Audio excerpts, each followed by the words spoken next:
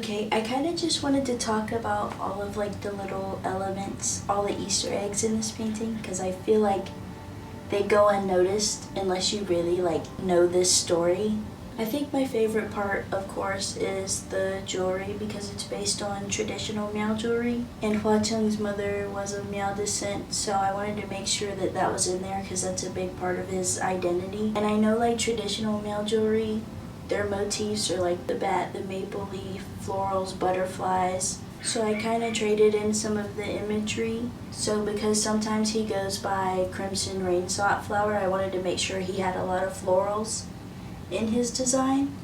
And of course the big silver butterfly. And then he has the ring that holds his ashes that he eventually gives to Hualian. I actually really love the earrings. I think they're very fitting because he's a very decorative person. Everything that he builds or like owns is very extravagant, so I wanted to make sure that his clothing and his jewelry reflected that as well in comparison to Hualian, who's very simplistic.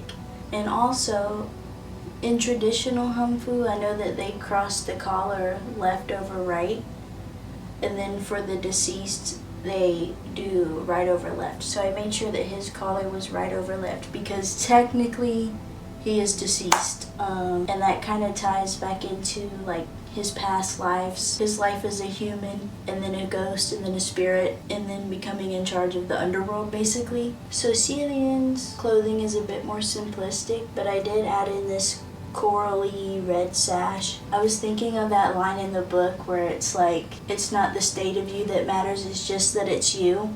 So I kind of wanted Hualian to be like a combination of all of his different phases as well. So that kind of alludes to when he was the crown prince, and that's why I gave him his earring. And then Hua Cheng has the matching coral bead on his braid. It's very faint, but you can see like the cursed shackles, and it's more visible on Hualian's wrist. So he also exhibits all of his different eras. And then the sword, of course, which I think also turned out really well. And you might ask, well, if he's getting stabbed with the sword, wouldn't that hurt? Like, wouldn't his facial expression be different? He's very outwardly nonchalant, and I love nonchalant characters because I am myself a nonchalant character. It's probably why I paint them a lot. I do like how it's kind of ambiguous, like obviously they're in love, so he's meant to be pulling the sword out because part of Hualian's lore is getting stabbed several times. So he's meant to be pulling the sword out, but I do like that it's kind of ambiguous, like you don't know if he's the one that did it or if he's trying to help. I think that kind of shows through their expressions more than anything, and the fact that Hualian doesn't look terrified. But yeah, obviously we know that Hua Cheng would never stabs hualian, but I don't know. I do like how ambiguous it is because it gives a kind of gothic romance vibe, I would say. And then of course we have the silver butterfly on the end of the sword. So yeah, it's kind of hard to see, but there are some like red raindrops. As you know, when Hua-chung appears, it rains blood. This sounds so crazy if you're not a fan of the series. Yeah, other than that, I really liked how this fabric turned out too. It's very shiny. Yeah, I do really love this painting.